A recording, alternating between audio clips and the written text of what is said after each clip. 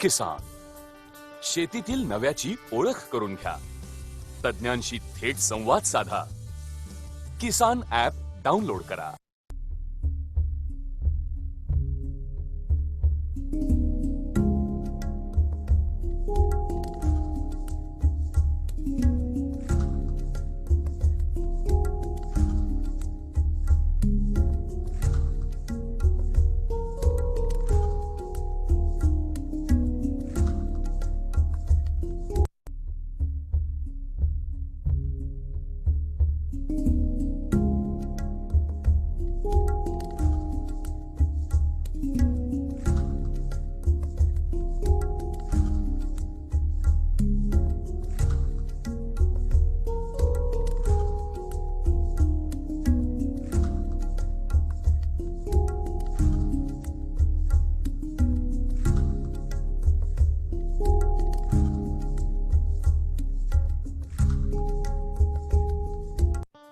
किसान शेतीतील नव्याची ओळख करून घ्या. तज्ञांशी थेट संवाद साधा. किसान ॲप डाउनलोड करा.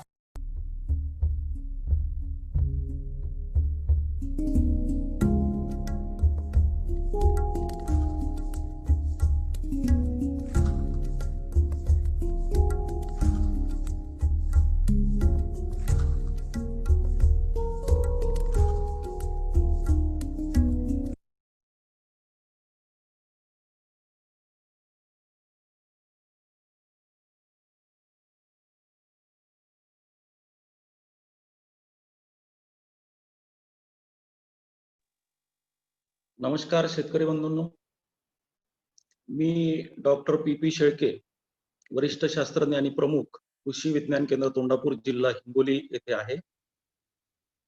आपण मागच्या 2-3 दिवसापासून कृषी विज्ञान केंद्र हिंगोली आणि किसान यांच्या संयुक्त विद्यमाने हळद पिकाविषयी विविध तज्ञांचं मार्गदर्शन ऐकत आहात आणि बघत आहात.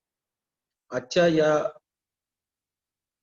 कडीमध्ये सेंद्रिय आधारित वैशिष्ट्यपूर्ण खतांचा वापर ठिबक सिंचनाच्या माध्यमातून कसा करता येईल या विषयावर श्री अनंत कुलकर्णी हे Israel chemicals limited ICL India limited या कंपनीचे प्रतिनिधी आणि त्यांच्यासोबत त्यांचे सहकारी श्री संजय बिरादर हे दोघ जण आपल्यासाठी इथं आज आलेले आहेत. या कार्यक्रमामध्ये मी दोघांचंही स्वागत करतो. त्याचप्रमाणे या कार्यक्रमाच्या आयोजनामध्ये महत्त्वाचा सहभाग असणारे आमचे मित्र श्री प्रकाश कुलकर्णी साहेब आणि किसानचे श्री निरंजन देशपांडे साहेब, त्याचप्रमाणे किसान टीम मधील निरीक्षा मॅडम, या सर्वांचं या आजच्या कार्यक्रमामध्ये मी स्वागत करतो. आणि यानंतर श्री अनंत कुलकर्णी साहेबांना विनंती करतो की त्यांनी आज सेंद्रिय आधारित जे वैशिष्ट्यपूर्ण खतं आहेत या खतांचा वापर ठिबक सिंचनाच्या माध्यमातून कसा करता येईल या विषयावरचं आपलं मार्गदर्शन सुरू करावं. धन्यवाद. नमस्कार सर्व शेतकरी बांधवांचा नमस्कार. आणि आजचा एक कार्यक्रमाचं आयोजक कृषी विज्ञान केंद्र हिंगोली शेळके साहेब, किसान इव्हेंट्स निरंजन देशपांडे साहेब आणि ह्या कार्यक्रमाचे आधारस्तंभ आणि प्रमुख इनिशिएटिव्ह जे घेतलेली उद्यानश्री श्री प्रकाश कुलकर्णी साहेब, सर्वांचा मनापूर्वक मी स्वागत करतो. आणि आजच्या एक कार्यक्रमाला सर्व शेतकरी बांधवांचा परत एकदा मी स्वागत करतो. आजच्या कार्यक्रमाचा विषय 2 आहे. एक ऑर्गॅनिक फर्टिलायझर, नैसर्गिक खत इस्रायल केमिकल्स, आणि दुसरा ठिबक सिंचनामध्ये कसं खतांची नियोजन आपण करायला पाहिजे. या 2 गोष्टीचा आहे. या 2 वेगवेगळे टॉपिक्स मध्ये एक टॉपिक जे आहे organic fertiliser, that is natural fertiliser, polysulphate, याच्याबद्दल आम्ही माहिती देणार आहोत. त्याच्यानंतर फर्टिगेशन शेड्यूल्स कसं आपल्याला करायला पाहिजे आणि इस्रायल केमिकलचं विशिष्ट जे खत आहे, पोर्टफोलिओ आहे, हे पोर्टफोलिओचं पण इंट्रोडक्शन करून देणार आहे. याच्यासाठी आपल्याकडे 1919, 1261, SOP या खतासारख्यांचं खत फर्टिगेशन करणारे शेतकऱ्यांना माहिती आहे. पण आजचं आपल्या ॲग्रोक्लामॅटिक कंडिशन, या सॉइल pH, या वॉटर pH, याच्यामुळे आपल्याला काही विशिष्ट खतांचा उपयोग करायची परिस्थिती निर्माण झालेली आहे. म्हणून आम्ही विशिष्ट खतांची आयात करतो आणि शेतकऱ्यांपर्यंत पोहोचायचं काम करतो. त्याच्यामुळे मी थोडक्यात इस्रायल केमिकल्स बद्दल आणि हा प्रोडक्ट्स बद्दल माहिती देणार. नंतर पूर्ण फर्टिगेशन शेड्यूल कॅलेंडर जे आहे ते कसं करायचं आणि काय काय खतांचं नियोजन किती द्यायचं याच्याबद्दल पण माहिती देणार. Sanjay, next slide.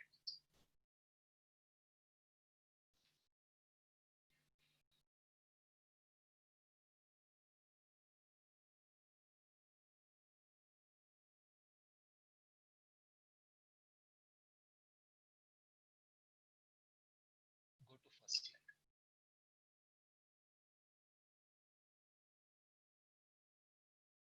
Israel chemicals ह्या कंपनीबद्दल काही सिलेक्टेड शेतकऱ्यांना माहिती आहे, आणखीन काही लोकांना माहिती नाहीये. आम्ही 20 वर्षापासून भारतामध्ये इस्रायल केमिकल्सचा प्रोडक्ट आम्ही पुरवठा करतो. एमओपी जे म्युरेट ऑफ पोटॅश आहे 7-8 लाख मेट्रिक टन आम्ही इंडियन पोटॅश लिमिटेड या कंपनी मार्फत त्यांच्या ब्रँड मध्ये आम्ही विकतो.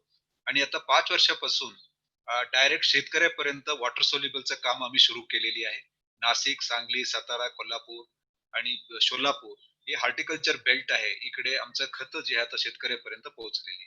आता मराठवाडा आणि विदर्भ या वर्षी आम्ही एक्सपान्शन करत आहोत. हा कंपनी इस्रायल केमिकल्स 1963 मध्ये डेड सी वर्क्स म्हणून एक कंपनी होतं, तिथून ह्या कंपनीची सुरुवात झाली. इस्रायलचं माहिती असणाऱ्या शेतकऱ्यांना माहिती आहे, इस्रायलमध्ये 2 रॉ मटेरियलचं विशिष्ट रॉ मटेरियल त्यांना मिळतात. एक आहे फॉस्फरिक रॉक्स. नेगेव्ह डेझर्ट जे आहे ते वाळवंट आहे, तिथे नेगेव्ह डेझर्ट मध्ये फॉस्फरिक रॉक्स मिळतात. आणि डेड सी मध्ये त्यांना पोटॅश, मॅग्नेशियम असं लवण मिळतात. ते त्याचा म्हणून आपण फॉस्फेटिक आणि पोटॅशिक फर्टिलायझर वॉटर सोल्युबलचं खताचं आम्ही निर्माण करतो. नेक्स्ट. इकडे तुम्ही बघितले हे कंपनीचं वैशिष्ट्य. तुम्हाला हे सांगायचं आहे की फक्त आम्ही खताचं व्यवसाय म्हणजे इम्पोर्ट करून विकायचा हा काम नाहीये. Israel chemicals R&D research and development oriented company आहे. जगातला वेगवेगळे अग्रोक्लायमॅटिक कंडिशन्स मध्ये काय आता अडचण आहे शेतकऱ्यांना. फॉर एक्झाम्पल, भारतामध्ये आता आपला पीएच वाढतोय. पीएच वाढल्यामुळे फर्टिलायझर यूज एफिशियन्सी कमी होतोय. म्हणून आम्ही लो पीएच जे फर्टिलायझर्स आहे, आपले विशिष्ट ग्रेड्स आहे, ते भारतामध्ये आम्ही इम्पोर्ट करतो. तसं R&D वर काम करून आणि फर्टिगेशन शेड्यूल्स, रिसर्च आणि ट्रायल्स करून आम्ही फर्टिगेशन शेड्यूल मार्केटला रिलीज करतो. नेक्स्ट.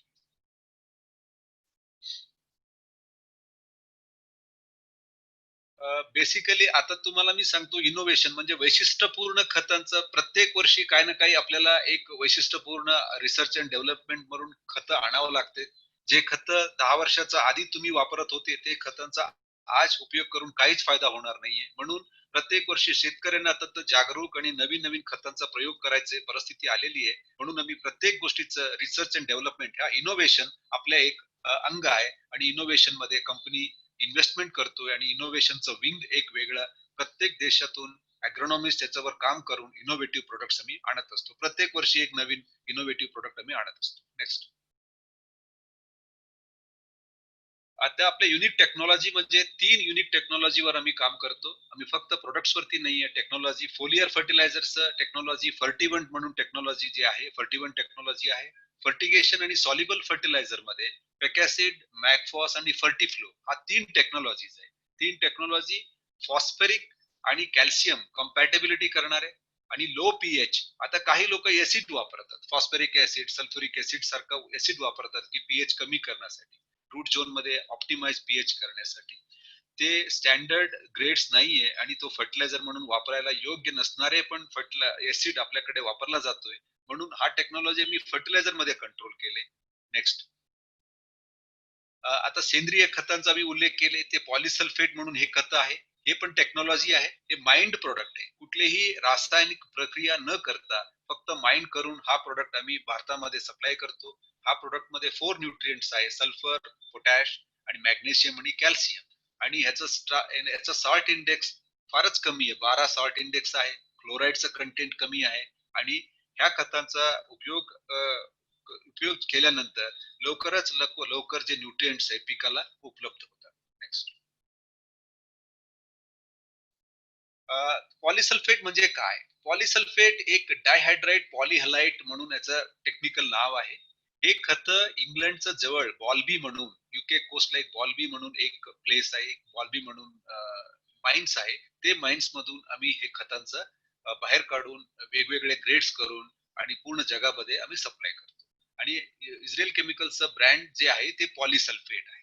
नेक्स्ट. आणि पहिल्यांदा तो पॉलीहलाइटचं जे इन्व्हेन्शन झालं, तो आयसीएलचं पोटॅशचं मायनिंग करताना 7-7.5 किलोमीटर जेव्हा आम्ही खाली गेलो, त्यावेळी एका ठिकाणी आपल्याला मिनरल्स मिळाले. ते मिनरल्स चेक केल्यानंतर 4 न्यूट्रिएंट सापडले आणि सॉल्ट इंडेक्स कमी असल्यामुळे हे खतांचा पहिला आम्ही लॉन्च केलो. आणि the first polyhalite mine in the world, पूर्ण जगामध्ये एकच माइन जे आहे पॉलीहलाइट सप्लाय करणारे, ते आयसीएलचं बोल्बी माइन्स आहे. नेक्स्ट. पॉलिसल्फेटचं प्रोडक्शन प्रोसेस फारच सोपं आहे. फक्त याला 7-8-9 आता 12 किलोमीटर पर्यंत खाली गेलेली आहे समुद्र पातळीवरून, आपल्याला सरफेसवरून. ते खालून प्रोडक्ट आणून त्याचं वेगवेगळे ग्रेड्स करून आणि त्याचं कंटिन्युअसली क्वालिटी मॉनिटरिंग करून ते क्वालिटीचं पॅरामीटर 4 न्यूट्रिएंट्सचं मॉनिटरिंग मध्ये बसतात. ते खतांना आम्ही पॉलिसल्फेट म्हणून पूर्ण जगाभर सप्लाय करतो. पॉलिसल्फेट सेंद्रिय खत. आता तुम्ही भरपूर लोक सेंद्रियकडे वळतात आणि माझं असं रेकमेंडेशन आहे, पूर्ण सेंद्रिय पूर्ण केमिकल असं आम्ही 180 डिग्रीचा टर्न घेऊ शकत नाही. आपल्या शेतीमध्ये काही 20-30% ऑर्गॅनिक फर्टिलायझर वापरायचं, बाकीचं वॉटर सोल्युबल सारखं खतं वापरायचं. या पद्धतीचं नियोजन आपल्याला करावंच लागणार आहे. म्हणून ह्या खत जे आहे, US, Canada, European union, UK, Italy, Germany, Israel, Netherland, हे सर्व देशांचा तुम्ही तरी अभ्यास केले, सर्व एन्व्हायरमेंटल इश्यूवर फार चांगलं काम करणारे देश आहे. ते सर्व देशांनी ह्या प्रोडक्टला ऑर्गॅनिक म्हणून सर्टिफिकेशन दिलेली आहे. भारतात पण आम्ही ऑर्गॅनिक सर्टिफिकेशन साठी अप्लिकेशन दिलेली आहे. पुढच्या येणाऱ्या 2-3 महिन्यामध्ये सर्टिफिकेशन पण मिळून जाईल. पण हे खत ऑर्गॅनिक म्हणून प्रूव्ह झालेली आणि सेंद्रिय म्हणून तुम्ही वापरू शकता. नेक्स्ट. हे खतांचं मेन फ्युचर्स काय आहे? मल्टी न्यूट्रिएंट म्हणजे 4 न्यूट्रिएंट्स याच्यात उपलब्ध आहे. कॅल्शियम, मॅग्नेशियम, सल्फर, द्वियम अन्न घटक जे आम्ही म्हणतो, आणि पोटॅश जे प्रायमरी न्यूट्रिएंट आहे. 4ही घटक याच्यातला आहे, सर्व सल्फेट फॉर्म मध्ये. आणि सिंगल क्रिस्टल स्ट्रक्चर, हे मिक्सचर नाहीये, हे कॉम्प्लेक्स फर्टिलायझर जे आम्ही म्हणतो तसंच एकच क्रिस्टलाइन मध्ये सर्व न्यूट्रिएंट उपलब्ध असतात. Soluble with all nutrient available for plant Uptake. Soluble म्हणजे वॉटर सॉल्युबल नाहीये, हे फर्टिगेशन मध्ये देऊ शकत नाही, हे सॉइल अप्लिकेशन आहे. बेसल डोस मध्ये आम्ही रेकमेंड करतो.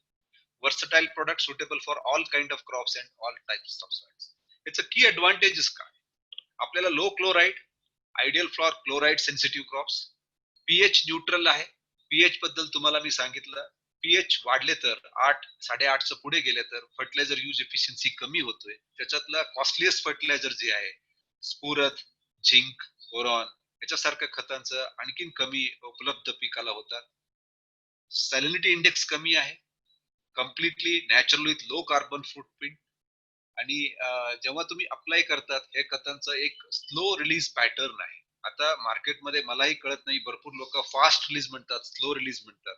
बेसिकली आपल्याला पिकाचं जे गरज असतो, क्रॉप न्यूट्रिएंट अपटेक जे असतो, ते ग्राफला मॅच करावं लागतं.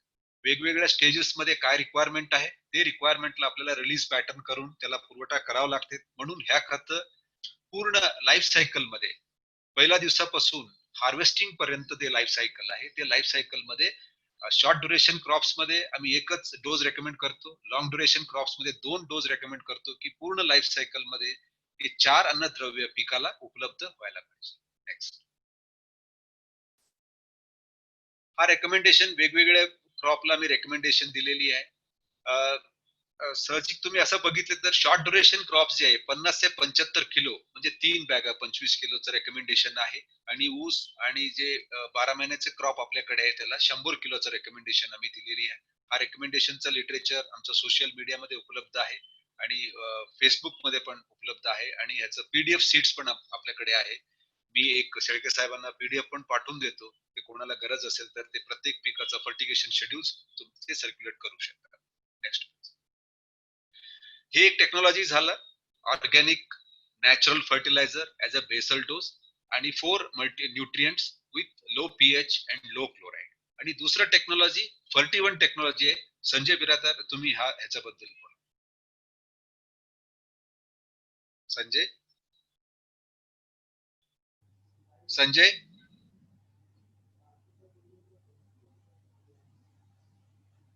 धन्यवाद कुलकर्णी साहेब. आता आपण सांगितल्याप्रमाणे पॉलिसल्फेट हे खत संपूर्णतः 100% सेंद्रिय खत, ज्यामध्ये पोटॅश 13.5%, गंधक 18.5%, कॅल्शियम 16.5% आणि मॅग्नेशियम 5.5% असं हे 4 अन्नद्रव्य जे सेंद्रिय स्वरूपामध्ये पिकांना उपलब्ध करून देतं, या खतांबद्दल आता आपण माहिती दिली. धन्यवाद सर.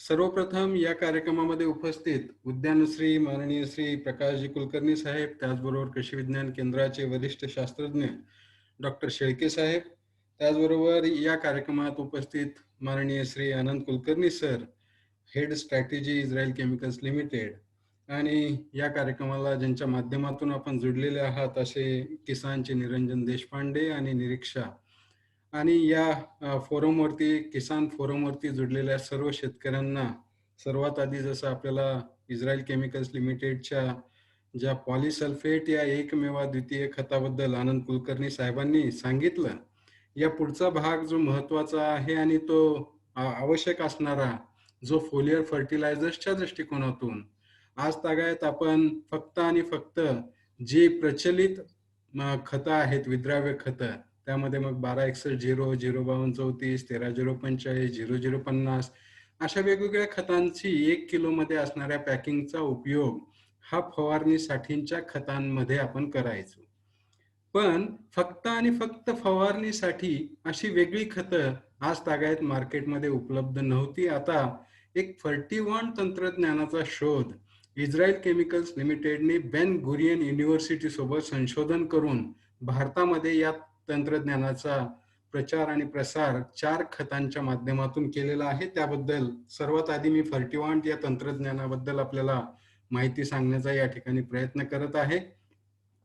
या ठिकाणी चित्राच्या माध्यमातून आपल्याला स्पष्ट करत असताना डाव्या बाजूला जे पान आपल्याला दिसत आहे, त्या पानांवरती जे जेनेरिक खतं आहेत किंवा जी प्रचलित खतं आहेत, मग त्यामध्ये 1261 05234 किंवा 13045 किंवा SOP अशी जी प्रचलित खतं आहेत, त्याची फवारणी केल्याच्या नंतर आपल्याला पानांवरती अतिशय मोठ्या मोठ्या आकाराचे पाण्याचे थेंब हे पसरलेले दिसून येतात आणि थोड्या वेळानंतर हे पाण्याचे थेंब खाली जमिनीवरती गळून पडतात. याचाच अर्थ काय की जे काही अन्नद्रव्य आपण फवारणीच्या माध्यमातून पानांवरती फवारली जातात, ती अन्नद्रव्य पिकांना फवारणीच्या माध्यमातून पर्णरंध्राद्वारे शोषण न होता खाली जमिनीवरती पडून जातात. म्हणून आपल्याला फक्त आणि फक्त फवारणीसाठीच्या खतांचे संशोधन करण्याची गरज भासली आणि मग इस्रायल केमिकल्स लिमिटेडने बेन गुरियन युनिव्हर्सिटी सोबत संशोधन करून या फवारणीचा खतांचा जे 41 तंत्रज्ञान आहे ते विकसित केलं. आणि उजव्या बाजूला जे पान दिसत आहे त्यामध्ये अतिशय बारीक बारीक बारीक आकाराचे थेंब हे संपूर्ण पानावरती आपल्याला पसरलेले दिसून येतील. याचाच अर्थ काय की या खतांमध्ये आपण स्प्रेडर दिलेला असल्यामुळं अतिशय छोट्या छोट्या आकाराचे पाण्याचे थेंब हे संपूर्ण पानांवरती आपल्याला पसरलेले दिसून येत आहेत. त्याचबरोबर हे पाण्याचे थेंब पानांवरती चिटकून राहतात, कारण यामध्ये आपण स्टिकर दिलेला आहे आणि या स्टिकर दिलेला असल्यामुळं त्या ठिकाणी पाण्याचे थेंब हे संपूर्ण पानांवरती खाली गळून न पडता पानांवरती चिटकून राहतात. त्याचबरोबर आपल्या सर्वांना माहिती आहे की या पाण्याच्या थेंबामध्ये असणारे जे अन्नद्रव्य आहेत ते अन्नद्रव्य पर्णरंध्राद्वारे जर शोषून घ्यावयाचे असतील तर पानामध्ये जी आर्द्रता असते ती आर्द्रता व्यवस्थित टिकून राहिली पाहिजे आणि ती आर्द्रता टिकून राहण्यासाठी ह्युमेक्टंट हा घटक आपण या खतांमध्ये दिलेला आहे. आणि मग जेव्हा आपण या स्प्रेडरचा, स्टिकरचा आणि ह्युमेक्टंटचा तिन्हीचा एकत्रित परिणाम लक्षात घेतला आणि सूक्ष्म मायक्रोस्कोप खाली जर आपण याला बघितलं तर यामध्ये असणारे सर्वच्या सर्व अन्नद्रव्य हे पिकांना अतिशय सहजपणे उपलब्ध होतात. असं हे नाविन्यपूर्ण तंत्रज्ञान म्हणजेच 41 होय. या ठिकाणी एक प्रचलित खतं जे आपण वापरतो आणि त्यासोबत जर 41 याची तुलना जर आपण केली तर जवळपास आपल्याला 22% पर्यंतची फर्टिलायझर यूज इफिशियन्सी ही मोठ्या प्रमाणावरती वाढलेली आपल्याला दिसून येते, असं या ग्राफवरून आपल्याला लक्षात येईल. मी आतापर्यंत सांगितल्याप्रमाणे याच्यामध्ये असणारा स्प्रेडर, स्टिकर आणि ह्युमेक्टंट आणि ज्याला आपल्याला म्हणता येईल की जो सरफेस एरिया जो आहे पानाचा किंवा पानांचा पृष्ठभाग जो आहे तो जास्तीत जास्त या पाण्याच्या थेंबाद्वारे त्या ठिकाणी कव्हर केला जात असल्यामुळं अन्नद्रव्यांची उपलब्धता ही अतिशय चांगल्या प्रकारे त्या ठिकाणी होते आणि ज्याला आपण लॉंग लास्टिंग पेनिट्रेशन किंवा लॉंग लास्टिंग परफॉर्मन्स असं हे आपल्याला या खतांच्या फर्टिवांट खतांच्या बाबतीत या ठिकाणी सांगता येईल. एक उदाहरण म्हणून जर आपण बघितलं आणि सर्व शेतकऱ्यांनी एक प्रात्यक्षिक करून बघितलं, फक्त आणि फक्त मी सांगतोय म्हणून विश्वास न ठेवता मी आपल्या सर्व शेतकऱ्यांना विनंती करेन की आपण हे प्रात्यक्षिक करून प्रत्यक्षात पाहावं. जर का आपण या एका फवाऱ्याने फक्त पाणी फवारलं तर तो पाण्याचा थेंब हा त्या ठिकाणी 47 ते 75 अंशाचा कोन पानाचा पृष्ठभाग त्या ठिकाणी व्यापताना दिसून येईल. जर का आपण 10% प्रचलित खत जी आहेत, मग 05234 1261 अशा प्रकारच्या खतांची फवारणी जर आपण 10% तीव्रतेचं द्रावण करून जर फवारली तर त्या ठिकाणी आपल्याला 57 ते 90 अंशाचा कोन हा पाण्याचा थेंब त्या ठिकाणी पानाचा पृष्ठभाग व्यापताना आपल्याला दिसून येतं. आणि त्याचबरोबर जर का फर्टिवांट तंत्रज्ञानावरती आधारित इस्रायल केमिकल्स लिमिटेडच्या खतांची जर आपण फवारणी केली तर त्या ठिकाणी आपल्याला 130 ते 132 अंशाचा कोन हा त्या पानाचा थेंब त्या ठिकाणी पानाचा पृष्ठभाग व्यापताना आपल्याला दिसून येईल. असं हे नाविन्यपूर्ण तंत्रज्ञान इस्रायल केमिकल्स लिमिटेडनी फक्त आणि फक्त फवारणीच्या खतांसाठी भारतामध्ये आणलेलं आहे आणि आपल्या सर्व शेतकऱ्यांसाठी उपलब्ध करून दिलेलं आहे. यामध्ये 4 नाविन्यपूर्ण ग्रेड्स आपण या फर्टिवांट तंत्रज्ञानावरती आधारित न्यूट्रिवॉन्ट सिरीज मध्ये भारतामध्ये दाखल केलेले आहेत. पहिली ग्रेड आहे स्टार्टर. यामध्ये 11% नत्र, 36% स्फुरद, 24% पालाश अधिक याच्यामध्ये आपण सर्वच प्रकारची सूक्ष्म अन्नद्रव्य आणि यामध्ये फर्टिवांट हे तंत्रज्ञान आपण दिलेलं आहे. नावाप्रमाणे स्टार्टर ही ग्रेड सुरुवातीच्या कायिक वाढीच्या अवस्थेमध्ये फवारण्यासाठी आपण केलेली आहे, जेणेकरून सुरुवातीचे फुटवे, सुरुवातीला पानांची वाढ, पानांचा हिरवेगारपणा, त्याचबरोबर शेंडा वाढ ही आपल्याला योग्य प्रकारे मिळावी म्हणून ही स्टार्टर ग्रेड आपल्याला भारतामध्ये आपण उपलब्ध करून दिलेली आहे. त्यानंतरची जी दुसरी ग्रेड आहे ती म्हणजे बूस्टर. यामध्ये 8% नत्र, 16% स्फुरद, 39% पालाश, त्याचबरोबर सर्व प्रकारची सूक्ष्म अन्नद्रव्य आपण यामध्ये अंतर्भूत केलेली आहेत आणि सोबत फर्टिवांट तंत्रज्ञान तर आहेच. या ग्रेडचा वापर हा प्रामुख्याने फूलधारणा झाल्यापासून ते फळधारणा होईपर्यंतच्या कालावधीमध्ये, म्हणजेच जास्तीत जास्त फूलधारणा होण्यासाठी मदत करणारी ही ग्रेड, फुलगळ थांबवण्यासाठी मदत करणारी ही ग्रेड, त्याचबरोबर फुलांचं परावर्तन फळांमध्ये करण्यासाठी मदत करणारी ही ग्रेड म्हणजेच बूस्टर ग्रेड. त्यानंतरची जी तिसरी ग्रेड आहे ती म्हणजे फ्रूट म्हणजे काय की जेव्हा फळधारणा होते, फळधारणा होऊन झाल्यापासून ते फळ परिपक्वतेच्या कालावधीपर्यंत आपल्याला या फ्रूट ग्रेडचा वापर करता येतो. यामध्ये 12% नत्र, 5% स्फुरद, 27% पोटॅश आणि 8% कॅल्शियम हा कॅल्शियम ऑक्साईडच्या स्वरूपामध्ये आपण दिलेला आहे. ज्यावेळेस आपल्याला लक्षात येतं की कॅल्शियमच्या कमतरतेमुळे फळांवरती डाग पडतात, ते डाग पडू नयेत, गुणवत्ता चांगली मिळावी म्हणून यामध्ये आपण कॅल्शियम हा कॅल्शियम ऑक्साईडच्या स्वरूपामध्ये आपण दिलेला आहे. त्याचबरोबर चौथी जी महत्वाची ग्रेड आहे ती म्हणजे पीकवॉन्ट 04932 म्हणजेच 49% स्फुरद आणि 32% पोटॅश. या ग्रेडचा वापर प्रामुख्याने ज्या वेळेस अतिरिक्त नत्राची उपलब्धता आपल्याला थांबवायची असते त्यावेळेस आपण या ग्रेडचा वापर करू शकतो. त्याचबरोबर प्रोडक्टिव्ह ग्रोथ स्टेजेसमध्ये ज्यावेळेस अन्नद्रव्यांची गरज ही मोठ्या प्रमाणावरती असते त्यावेळेस मुळांना ऍक्टिव्हेट करण्यासाठी आणि स्फुरदाची उपलब्धता फवारणीच्या माध्यमातून करून देण्यासाठी आपल्याला या ग्रेडचा वापर करता येतो. त्याचबरोबर रोग प्रतिकारक शक्ती वाढवण्यासाठी किंवा वातावरणामध्ये आर्द्रता जास्त झाली किंवा रोगट वातावरण निर्माण झालं किंवा जास्तीचा पाऊस झाला तर अशा कालावधीमध्ये आपल्याला या ग्रेडचा वापर हा त्या ठिकाणी करता येतो. अशा 4 ग्रेड इस्रायल केमिकल्स लिमिटेडने आपल्या सर्व शेतकऱ्यांसाठी फक्त आणि फक्त फवारणीच्या खतांमध्ये उपलब्ध करून दिलेले आहेत. त्या म्हणजे स्टार्टर, बूस्टर, फ्रूट आणि पीक. अशा या 4 ग्रेडचा वापर हा भारतातील सर्व शेतकऱ्यांसाठी अत्यंत महत्वाचा ठरणार आहे. यानंतर आपण येऊया आता थोडंसं विद्राव्य खतांमध्ये, म्हणजेच ड्रिपद्वारे जी खतं आपण देतो त्या खतांच्या बाबतीत. इस्रायल केमिकल्स लिमिटेड, जसं आनंद कुलकर्णी सरांनी आपल्याला सांगितलं की इनोव्हेशन वरती भर देणारी कंपनी आहे आणि जेव्हा इनोव्हेशन असं म्हणतो तेव्हा आपल्याला पहिला प्रश्न पडला असेल की विद्राव्य खतं जी काही इस्रायल केमिकल्स लिमिटेडनी भारतामध्ये आणलेली आहेत ही इतर कंपन्यांच्या खतांपेक्षा वेगळी कशी आहेत? तर त्यामध्ये सगळ्यात पहिलं आणि महत्वाचं जी बाब आहे ती म्हणजे आनंद कुलकर्णी साहेबांनी सांगितल्याप्रमाणे इस्रायल या देशामध्ये मृत समुद्र आपल्याला आहे हे सर्वांना ज्ञात आहे, माहिती आहे. आणि या मृत समुद्रामध्ये पोटॅश आणि मॅग्नेशियमचे साठे आपल्याला सापडतात आणि ते सर्वोच्च गुणवत्तेचे साठे आपल्याला त्या ठिकाणी सापडतात.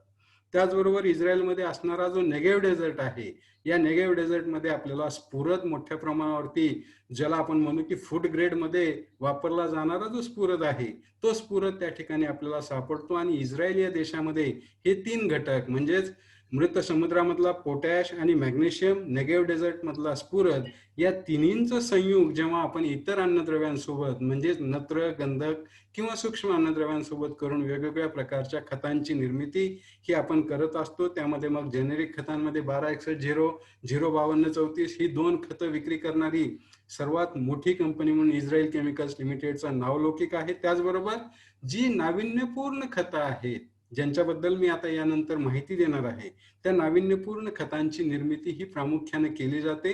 आपण भारतामध्ये जेवढी काही खतं मागवतो ती खतं रोटेम येथील कारखान्यामध्ये तयार केली जातात आणि भारतामध्ये मागवली जातात.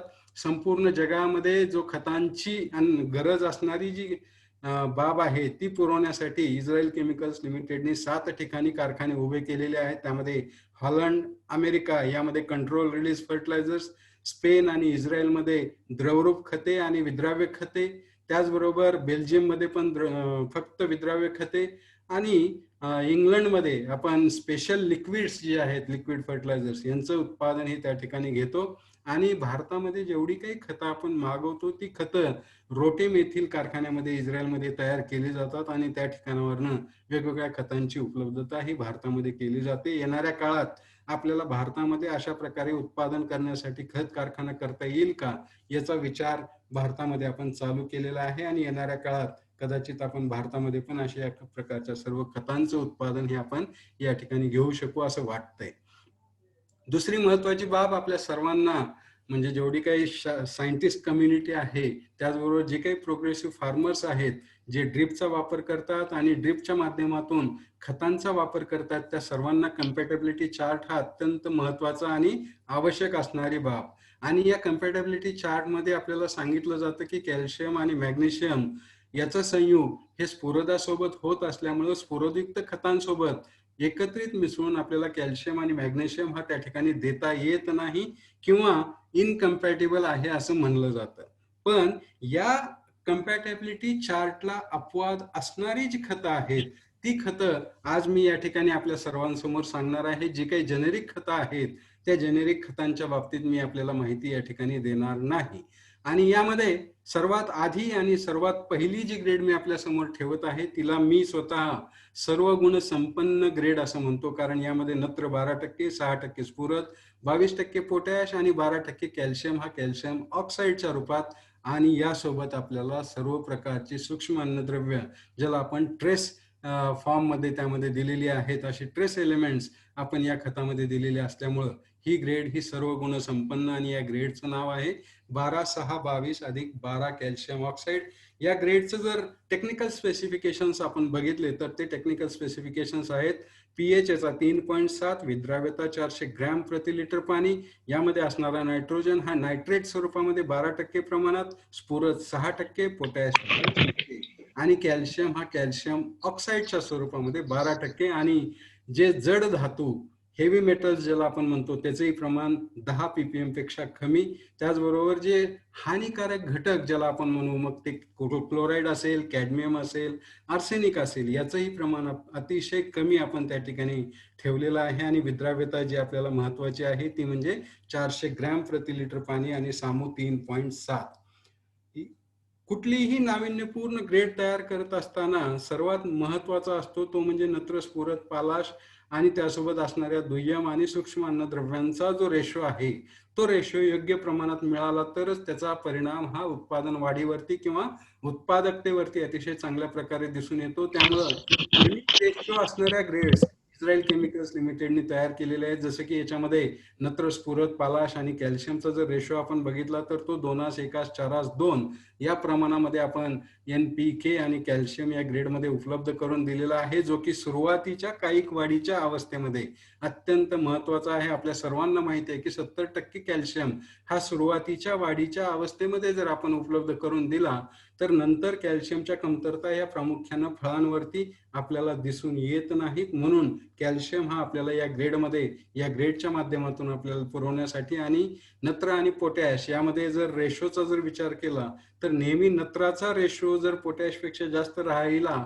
तर त्या ठिकाणी आपल्याला बऱ्याचशा रोगांना किंवा किडींना बळी पडावं लागतं किंवा कायिक वाढ जास्त झाल्यामुळे आपल्याला त्या ठिकाणी जे फळफांद्या असतील किंवा पूर्ण वनस्पतीच्या शरीरामधलं पाण्याचं वहन किंवा नियमन जे आहे ते व्यवस्थित करण्यासाठी नेहमी नत्रापेक्षा पोटॅश हा त्या ठिकाणी जास्तीचा असला पाहिजे. म्हणून जवळपास 1:2 या रेशोमध्ये आपण नत्र आणि पोटॅशचं आपण या ठिकाणी या ग्रेडमध्ये उपलब्धता करून दिलेली आहे.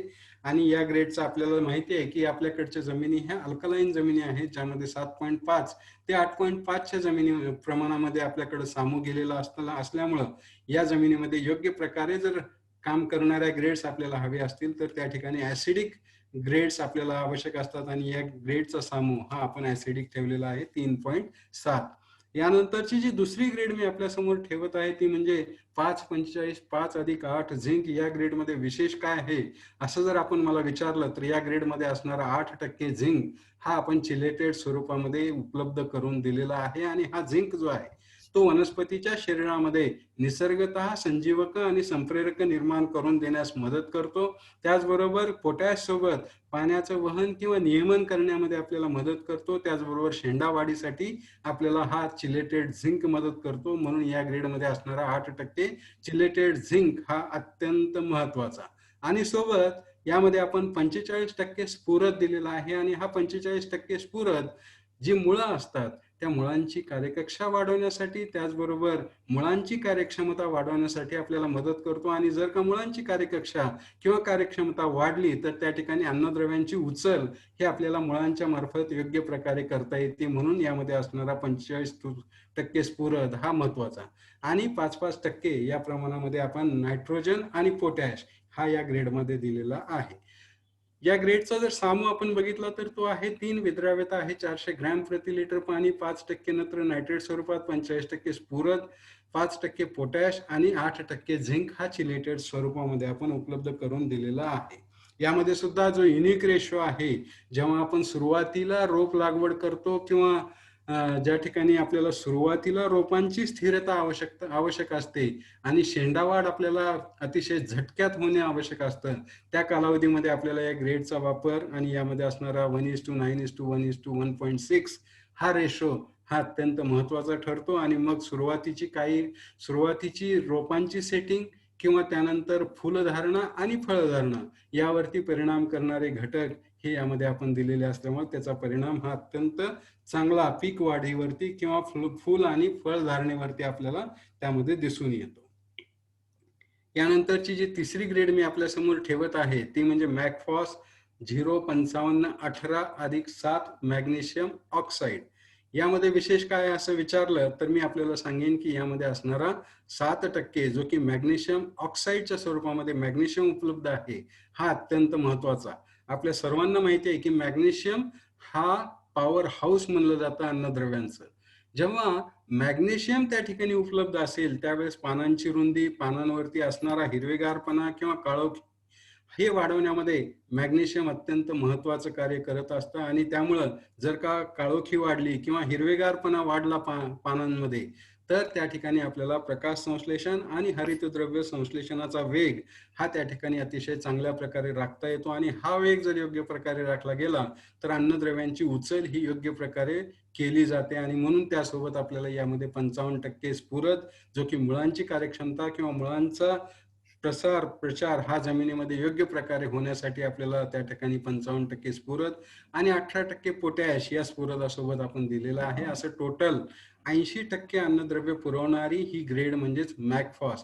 या ग्रेडचं आणखीन एक वैशिष्ट्य म्हणजे काय की जिथं चुनखडीयुक्त जमिनी आहेत, मराठवाड्यामध्ये त्यातल्या त्यात प्रामुख्याने चुनखडीयुक्त जमिनींचं प्रमाण हे मोठ्या प्रमाणावरती आहे अशा जमिनींमध्ये यामध्ये असणारी अन्नद्रव्ये हे अतिशय सहजपणे पिकांना उपलब्ध होतात, कारण यामध्ये असणारं जे पेटेंटेड तंत्रज्ञान आहे ते पेटेंटेड तंत्रज्ञान यामध्ये जो 7% मॅग्नेशियम आहे, त्याचबरोबर जे काही चुनखडीच्या स्वरूपामध्ये कॅल्शियम आहे याची उपलब्धता सुद्धा पिकांना करून देण्यामध्ये मदत करता असं हे युनिक पेटेंटेड खत म्हणजेच मॅगफॉस हे आपल्या सर्व शेतकऱ्यांसाठी आम्ही उपलब्ध करून दिलेलं आहे. या खताचा जर पीएच आपण बघितला तर तो 3.7 आहे, विद्राव्यता 400 ग्रॅम प्रति लिटर पाणी, त्याचबरोबर 55% स्फुरद, 18% पाला, 7% मॅग्नेशियम व मॅग्नेशियम ऑक्साईडच्या स्वरूपात अशा 80% अन्नद्रव्ये देणारी आणि हानिकारक घटकांचं आणि जड धातूंचं प्रमाण हे सुद्धा अतिशय कमी आपण या ग्रेडमध्ये दिलेलं आहे.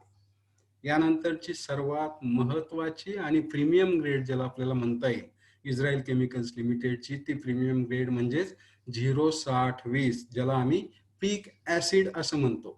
जसं कुलकर्णी साहेबांनी सुरुवातीला आपल्याला सांगितलं की नाविन्यपूर्ण तंत्रज्ञानाच्या माध्यमातून विकसित झालेली ही ग्रेड म्हणजेच पीक ऍसिड. आम्ही या ग्रेडला ऍसिड इन अ बॅग असं संबोधतो. म्हणजेच आपल्याला सर्वांना माहिती आहे की फॉस्फोरिक ऍसिडचा वापर हा शेतीमध्ये मोठ्या प्रमाणावरती केला जात आहे, जो की शेतीमध्ये कुठल्याही शास्त्रज्ञांनी किंवा कुठल्याही ऍग्रिकल्चर विभागाने आज तागायत रिकमेंड केलेला नसताना सुद्धा शेतकरी वर्ग मोठ्या प्रमाणात या फॉस्फोरिक ऍसिडचा वापर आपल्या शेतीमध्ये करत आहे.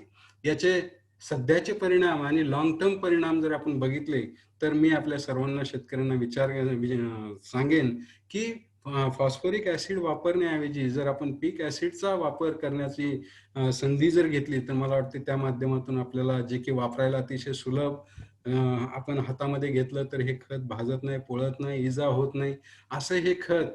आणि या खताचं आणखीन एक वैशिष्ट्य म्हणजे काय की या खतासोबत ड्रीपद्वारे आपल्याला कॅल्शियम आणि मॅग्नेशियम हे एकत्रित देता येतं मिसळून.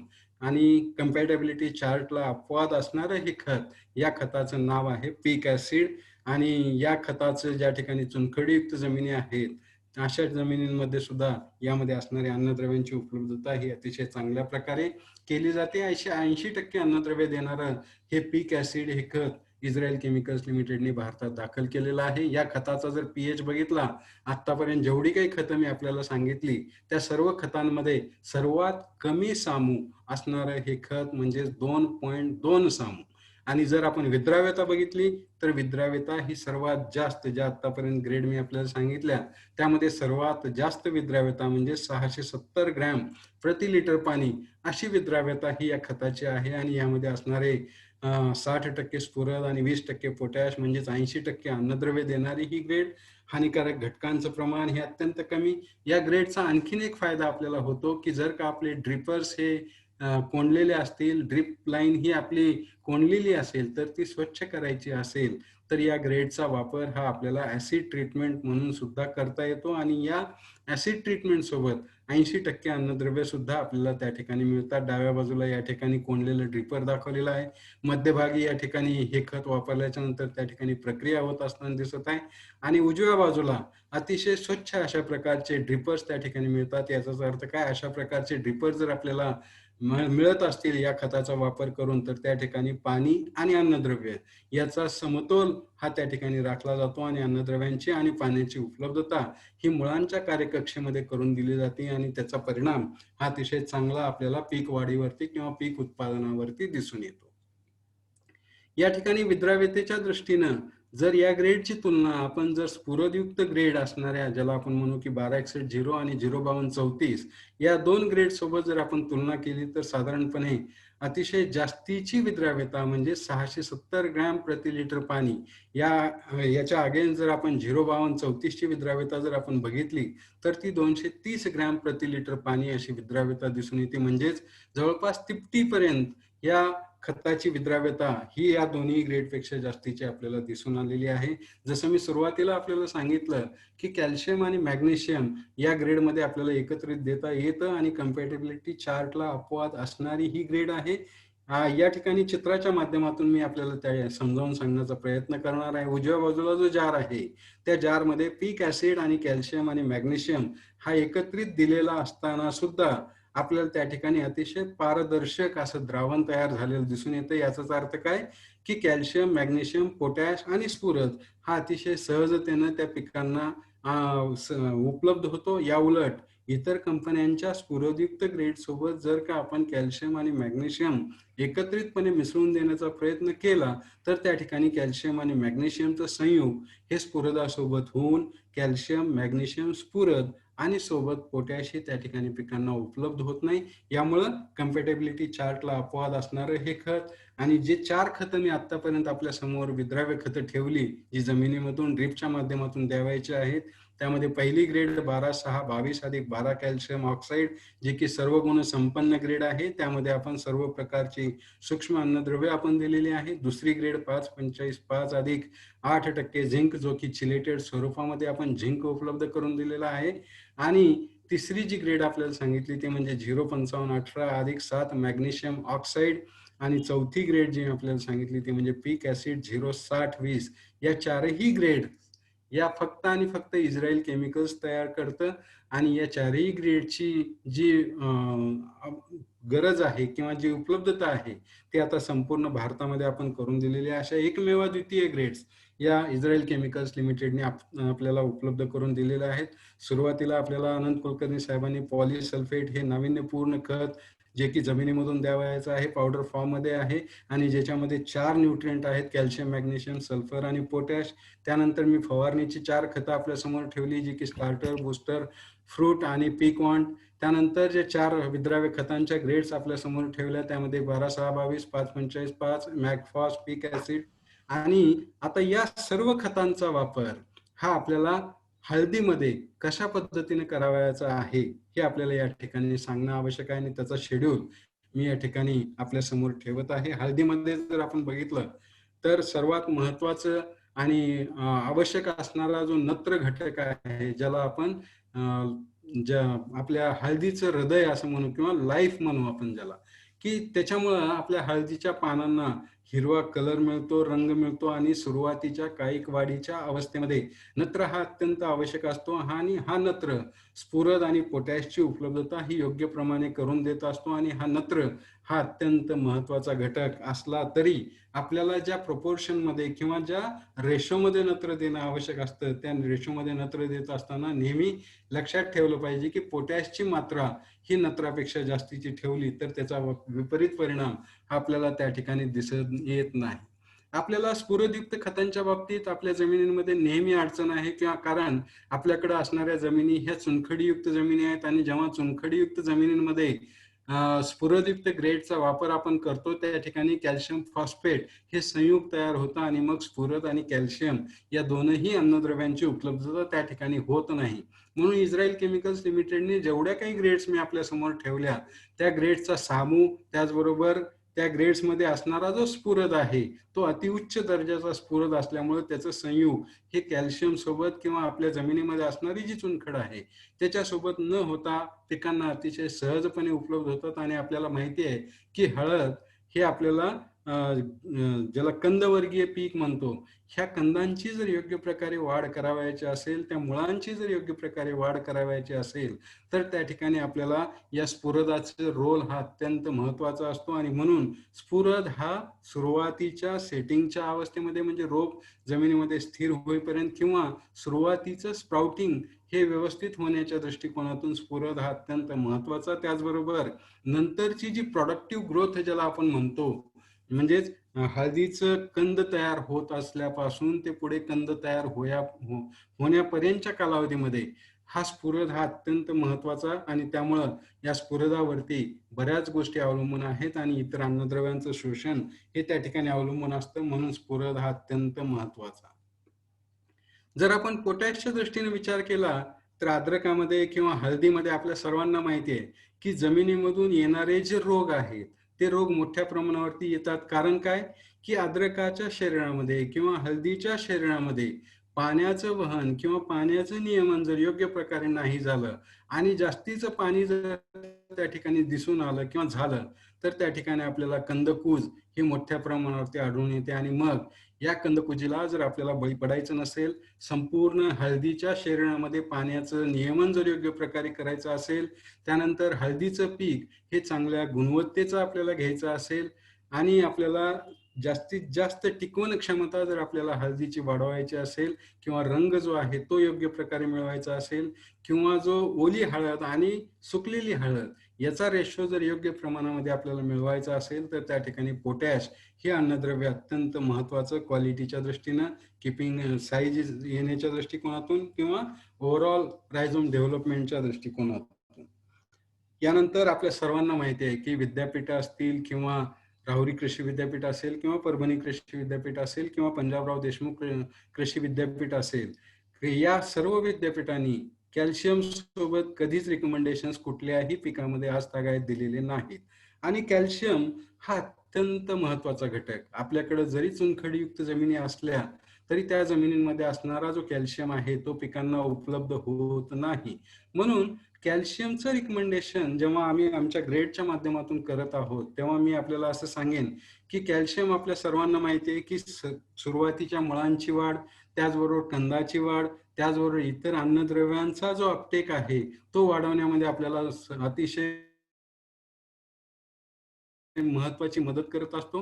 आणि यामध्ये सर्वात महत्वाची बाब जर कुठली असेल तर ती म्हणजे मुळांच्या टोकांची वाढ. जेवढी जास्त मुळांची टोकं वाढतील किंवा कार्यक्षम मुळं त्या ठिकाणी होतील, तेवढी अन्नद्रव्यांची उचल ही योग्य प्रमाणात होईल आणि कंद हा आपल्याला त्या ठिकाणी अतिशय चांगल्या प्रकारे तयार करण्यामध्ये कॅल्शियम हा आपल्याला मदत करत असतो. आणि जी रोगप्रतिकारक शक्ती आहे ती वाढवण्यामध्ये सुद्धा कॅल्शियम आपल्याला त्या ठिकाणी मदत करतो. आणि सर्वात महत्वाचं बोरॉनचं वहन, कारण कॅल्शियम आणि मॅग्नेशियम बोरॉन हे एकत्रित जात असतात, वाढत असतात आणि त्यामुळे या दोन्हींचं उपलब्धता ही अतिशय योग्य प्रकारे करावायची असेल तर कॅल्शियम हा अत्यंत महत्वाचा घटक. आणि ज्या काही ग्रेड आम्ही आपल्याला दिलेल्या आहेत, या ग्रेडमध्ये आपल्याला सांगितल्याप्रमाणे कम्पॅटेबिलिटी चार्टला अपवाद असणाऱ्या ग्रेड आणि कॅल्शियम सोबत कसल्याही प्रकारचं संयुग तयार न होऊ देणाऱ्या ग्रेड्स, या ग्रेडचा जर वापर केला तर जमिनीमध्ये असणारा कॅल्शियम आणि या ग्रेडमध्ये असणारा कॅल्शियम या दोन्हींना कामाला लावलं जातं आणि या दोन्हीमधून आपल्याला कॅल्शियमची उपलब्धता ही योग्य प्रकारे केली जाते. आणि मग आपल्याला कंद हा डेव्हलप झालेला अतिशय चांगल्या प्रकारे त्या ठिकाणी मिळतो. यानंतर आपल्याला हळदीमध्ये सर्वात महत्वाचं असतं की पानं ही आपली हिरवीगार राहिली पाहिजेत, पानं ही आपली रुंद दिसली पाहिजेत.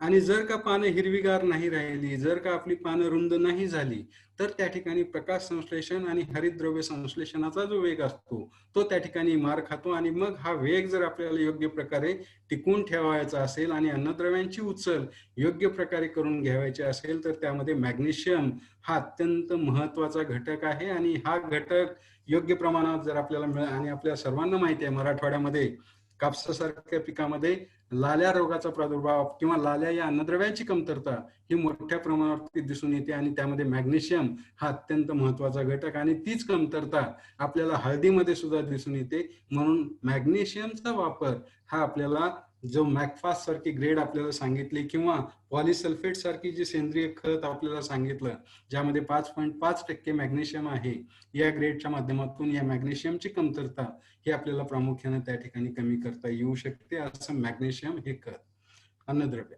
यानंतर गंधकावरती जर आपण आलो तर गंधकामध्ये सुद्धा गंधक हे आपल्याला जी कायिक वाढ आहे, कायिक वाढीमध्ये हरितद्रव्य संश्लेषणामध्ये मदत करणारा घटक असं गंधकाला म्हणलं जातं.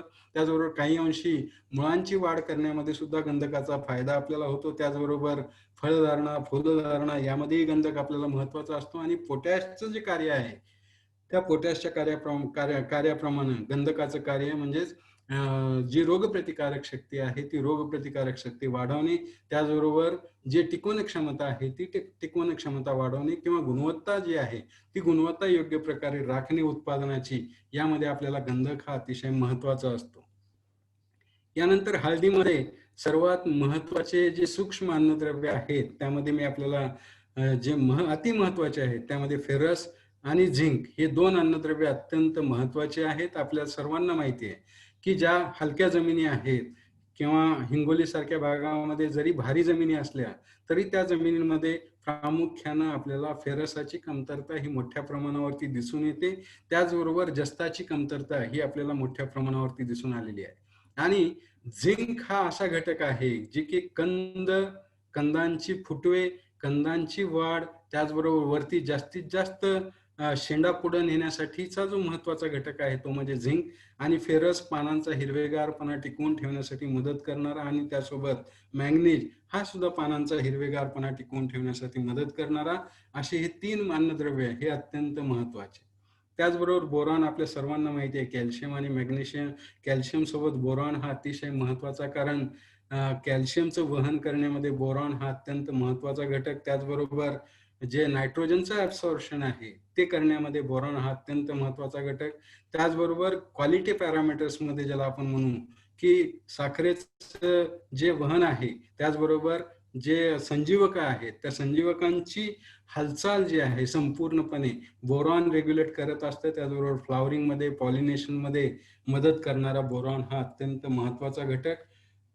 कॉपर आणि मॉलिब्डेनम या 2 अन्नद्रव्यांबद्दल फारसं मी या ठिकाणी सांगणार नाही, पण कॉपर हा अन्नद्रव्य फेरसाची उपलब्धता करून देण्यामध्ये आपल्याला मदत करतो. त्याचबरोबर जर मॉलिब्डेनमचा विचार केला तर वातावरणातलं नायट्रोजन फिक्सेशन करण्यामध्ये मॉलिब्डेनम हा आपल्याला प्रामुख्यानं त्या ठिकाणी मदत करतो. या सर्व खतांचा वापर हा जेवढे काही आता सरांनी सांगितल्याप्रमाणे पॉलिसल्फेट, त्यानंतर फवारणीची खतं, त्यानंतर विद्राव्य खतं, या सर्व खतांचा वापर करून जर आपल्याला हळद ह्या पिकाची वाढ करून घ्यावायची असेल तर त्याचं शेड्यूल देणं आवश्यक आहे. आणि हे शेड्यूल मी आपल्या समोर आता ठेवत आहे. सुरुवातीला ज्यावेळेस आपण बेड बनवतो किंवा बेड भरतो किंवा बेड बनवत असताना ज्या खतांचा बेसल डोस आपण देत असतो त्यामध्ये पॉलिसल्फेट या खताचा वापर जर आपण 100 किलो प्रति एकरी या प्रमाणात जर केला, आणि जर का गंधकाची कमतरता आपल्या जमिनीमध्ये मोठ्या प्रमाणावरती असेल तर त्या ठिकाणी मी 150 किलो प्रति एकरी या प्रमाणामध्ये पॉलिसल्फेट हा आपल्या हळदीला देणं आवश्यक आहे.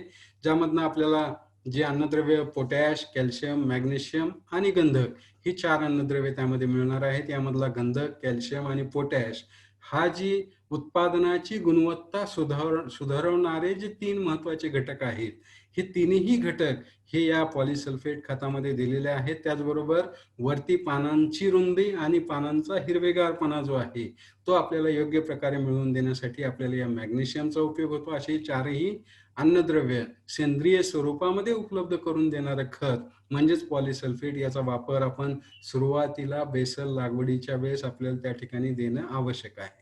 जर का आपण सुरुवातीला या खताचा वापर करणं विसरला असाल तर सुरुवातीच्या 45 दिवसापर्यंत आपण या खताचा वापर हा एकाच वेळेस करू शकता. असं हे पॉलिसल्फेट खत या खताचा वापर आपण येणाऱ्या काळामध्ये करणं आवश्यक आहे.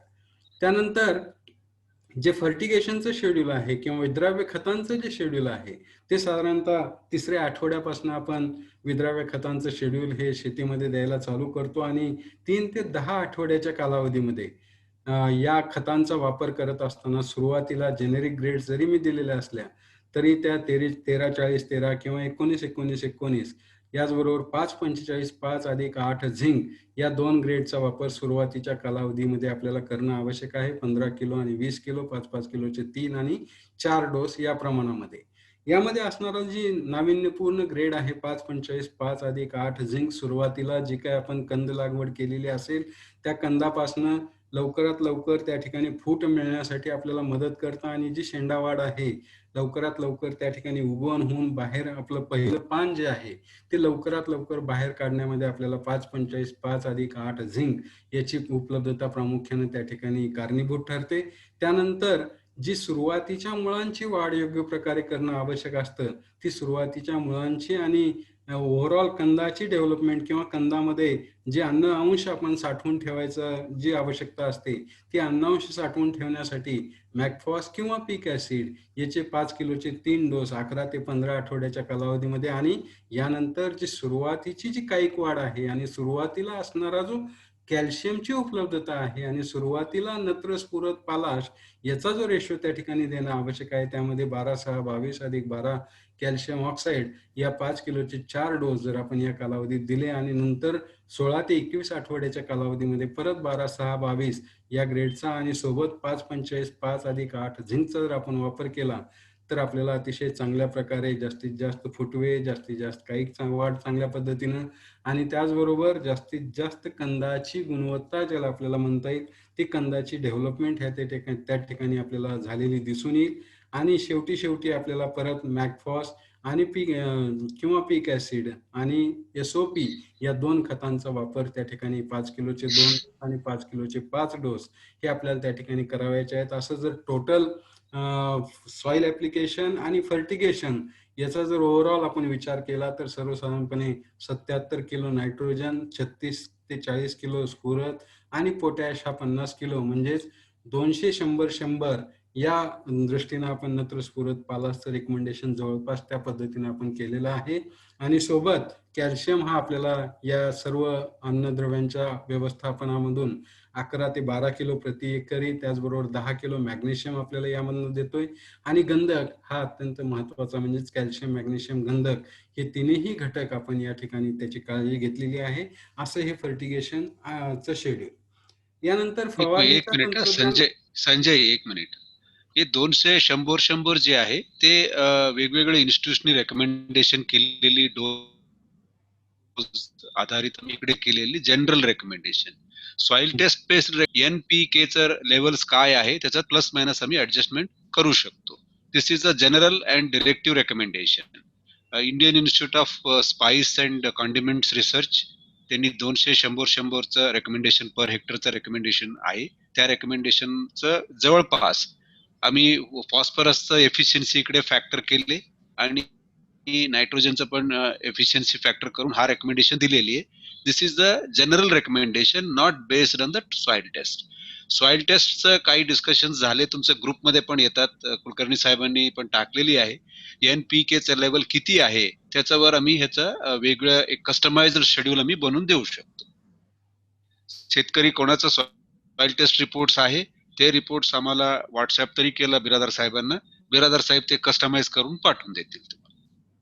धन्यवाद. धन्यवाद कुलकर्णी सर. आणि आपल्याला आता सरांनी सांगितल्याप्रमाणे हे सर्व डोसेस हे जनरल रिकमेंडेशन आहेत. शेतकऱ्यांच्या प्राप्त परिस्थितीनुसार किंवा माती परीक्षणाच्या अहवालानुसार आपल्याला या डोसेसमध्ये बदल करता येतील. त्याप्रमाणे आपल्याला शेतकऱ्यांच्या गरजेनुसार आपल्याला हे डोस डिझाईन करून देता येतील. यानंतर जे फवारणीचं फर्टिवॉन्ट हे तंत्रज्ञान सांगितलं, फर्टिवॉन्ट तंत्रज्ञानावरती आधारित जे न्यूट्रिवॉन्ट सिरीजची जी खतं सांगितली त्याचा वापर हा कधी, कुठं आणि किती प्रमाणात केला पाहिजे या दृष्टीने सुद्धा या ठिकाणी मी या प्रेझेंटेशनच्या माध्यमातून सांगणार आहे. पहिले 5 ते 10 आठवड्याच्या कालावधीमध्ये स्टार्टर म्हणजेच 11-36-24 ज्याच्यामध्ये सूक्ष्म अन्नद्रव्य पण आहेत आणि फर्टिवॉन्ट तंत्रज्ञान पण आहे, या ग्रेडचा वापर 5 ग्रॅम प्रति लिटर या प्रमाणामध्ये आपल्याला प्रत्येक आठवड्याला 1 या प्रमाणे आपल्याला त्या ठिकाणी फवारणी करणं आवश्यक आहे. त्यानंतर 11 ते 15 आठवड्याच्या कालावधीमध्ये बूस्टर या खताचा म्हणजेच 8-16-39 या खताचा वापर हा आपल्याला त्या ठिकाणी 5 ग्रॅम प्रति लिटर असं या प्रमाणामध्ये 5 फवारणी या ग्रेडच्या आपल्याला त्या ठिकाणी करायच्या. आणि मुख्य वाढीच्या अवस्थेमध्ये आपल्याला प्रामुख्याने 16 ते 20 आठवडे ज्याला आपण म्हणतो या कालावधीमध्ये आपला कंद हा व्यवस्थित पोचण्यासाठी आणि वरती कायिक वाढ योग्य प्रकारे होण्यासाठी आणि जी काही जास्तीची नत्राची उपलब्धता आहे ती नत्राची उपलब्धता थोड्याफार प्रमाणामध्ये कमी करण्यासाठी आणि रोगप्रतिकारक शक्ती वाढवण्यासाठी फ्रूट वॉन्ड 12-5-27 अधिक कॅल्शियम ऑक्साईड आणि पीक वॉन्ड 0-49-32 या दोन्ही ग्रेडच्या 5-5 फवारण्या आणि शेवटी परत 21 ते 25 आठवड्याच्या कालावधीमध्ये परत या दोन्ही ग्रेडच्या जर 5-5 फवारण्या आपण घेतल्या तर अतिशय चांगल्या प्रकारचं उत्पादन हे आपल्याला त्या ठिकाणी हळदीचं मिळू शकतं. जसं की आपल्या सर्वांना माहिती आहे की हळदीमध्ये आपल्याला जो रेशो असतो तो म्हणजे 30% आपल्याला जर ओली हळद असेल आणि त्यामध्ये सुकी हळद ज्याला आपण म्हणतो तो 30%चा रेशो होतो. यामध्ये आपल्याला तो रेशो 5%नी कमी करता येऊ शकतो, म्हणजेच 25%च त्यामध्ये आपल्याला तफावत दिसून येईल. आणि हे शेड्यूल जे मी आता आपल्याला सांगितलं ते शेड्यूल आम्ही लिफलेटच्या माध्यमातून आपल्या सर्व शेतकऱ्यांसाठी उपलब्ध करून देण्याच्या दृष्टीनं समजेल उमजेल अशा पद्धतीनं हे शेड्यूल मराठीमध्ये आपण तयार केलेले आहे. वापर हा आपण हळद आणि अद्रक या दोन्ही पिकासाठी करू शकता. असं हे शेड्यूल आपल्या सर्वांना माझ्या माध्यमातून ते किंवा आमचे जे प्रतिनिधी आहेत त्यांच्या माध्यमातून या ठिकाणी उपलब्ध करून दिलं जाईल, किंवा प्रकाश कुलकर्णी सर आहेत उद्यानश्री, त्यांच्या माध्यमातून, किंवा माझे मित्र श्री ओळंबे साहेब आहेत, त्याचबरोबर आपले ॲग्रोनॉमिस्ट आमचे मित्र आहेत, त्यांच्या माध्यमातून सुद्धा या शेड्यूलची उपलब्धता ही आपल्याला होईलच. आणि शेळके साहेबांना सुद्धा मी विनंती करेन की यापुढे आपल्याला हळद आणि अद्रक या 2 पिकांमध्ये, आणि प्रामुख्यानं हळदीचं पीक हे आपल्या हिंगोली भागामध्ये अत्यंत मोठ्या प्रमाणावरती घेतलं जातं, आणि याच दृष्टीनं एकत्रितपणे यामध्ये न्यूट्रिशनच्या दृष्टीनं आपल्याला बऱ्याच गोष्टी करता येतील, आणि त्या दृष्टीनं आपण एकत्रित येऊन काम करूया. आपण सर्वांनी या ठिकाणी माझं हे प्रेझेंटेशन अतिशय शांतपणे ऐकून घेतलं त्याबद्दल माननीय श्री उद्यान श्री प्रकाश कुलकर्णी सर, त्याचबरोबर डॉक्टर शेळके, वरिष्ठ शास्त्रज्ञ कृषी विज्ञान केंद्र तोंडापूर, आमचे हेड स्ट्रॅटेजी आनंद कुलकर्णी साहेब, त्याचबरोबर किसानचे निरंजन देशपांडे आणि निरीक्षा यांनी अतिशय चांगल्या पद्धतीने या संपूर्ण कार्यक्रमाचं प्रेझेंटेशनचं संचलन आणि ओव्हरऑल सर्व गोष्टी केलेल्या असल्यामुळं या सर्वांचं आणि उपस्थित या ऑनलाईन सर्व शेतकरी जे जुडलेले आहेत त्यांच्या सर्वांचे इस्रायल केमिकल्स लिमिटेडच्या वतीने मी धन्यवाद व्यक्त करतो, आणि माझं हे छोटेखानी प्रेझेंटेशन या ठिकाणी थांबवतो. यानंतर आपण आपले जे काही प्रश्न असतील त्या प्रश्नांची उत्तरं मी आणि आमचे हेड स्ट्रॅटेजी आनंद कुलकर्णी सर हे या ठिकाणी देण्यासाठी आहोत. आपण आपले प्रश्न या ठिकाणी उपस्थित करावेत. धन्यवाद. स्टॉप शेअरिंग करू शकता का सर तुम्ही? हो.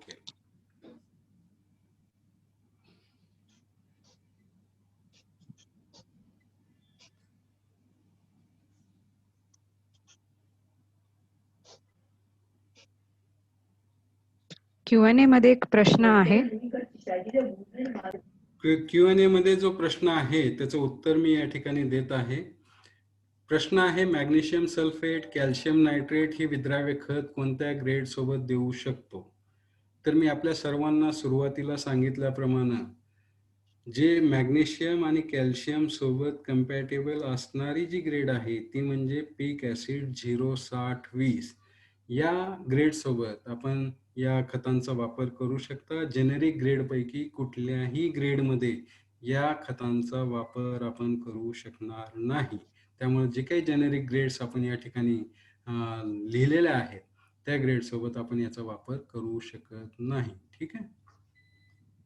नाही, एक खताचं ते त्यांनी उल्लेख केलेली आहे 1919 1261 1142 1340 05234 13045. याचं समजून घ्या टेक्नॉलॉजी बेसिक जे आहे. कुठलेही फॉस्फरस आहे, फॉस्फरस बरोबर मॅग्नेशियम आणि कॅल्शियम कम्पॅटेबल नाहीये. फक्त 13045 एक राहिला आणि बाकी कुठल्याही ग्रेड सोबत तुम्ही ह्या कॅल्शियम आणि मॅग्नेशियम देऊ शकत नाहीये. कॅल्शियम आणि मॅग्नेशियम द्यायचं झालं तर इस्रायल केमिकल्सचे 4 ग्रेड बिरादर साहेबांनी सांगितलं, त्या ग्रेड वर कम्पॅटेबिलिटी आहे.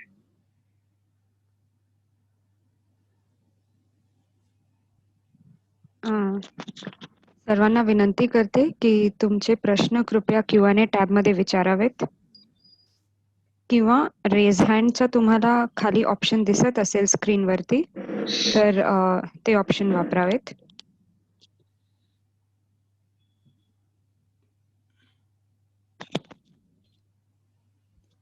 आय थिंक प्रश्न संपलेले आहेत.